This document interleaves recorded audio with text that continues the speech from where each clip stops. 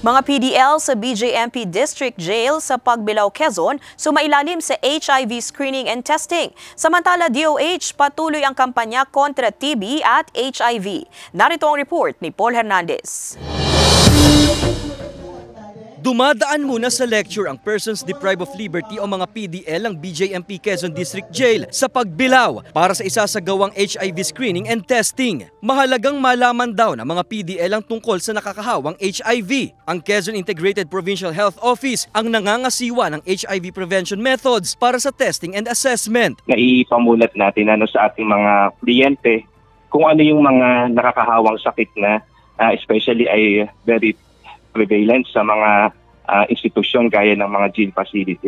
Ito ay pagtugon din natin sa usaping pangkalusugan ng ating general public. Bagamat pangunahing layunin ng aktibidad ng pangangalaga sa kalusugan ng mga inmate, voluntaryo o walang pilitan dito ayon sa BJMP. Daan ito para malaman ang HIV status ng mga PDL. Para rin daw ito sa kanilang kapakanan lalo't marami silang magkakasama sa selda. Minuto lang ang hihintayin para malaman ang resulta. Tinitiyak naman natin na ang lahat ng resulta ay magiging confidential. Bagamat binibigyan din natin na kung may magpositibo man sa pagsusuri, ito ay isa sa ilalim din sa isang confirmatory test muna.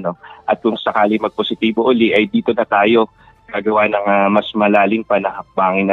Samantala, patuloy sa kampanya ang Department of Health o DOH sa laban kontra TB at HIV. Bahagi ito ng direktiba ni President Bongbong Marcos Jr. na palakasin pa ang pagbibigay serbisyo sa mga Pilipino para matuldukan ang mga naitatalang kaso ng TB at HIV sa bansa.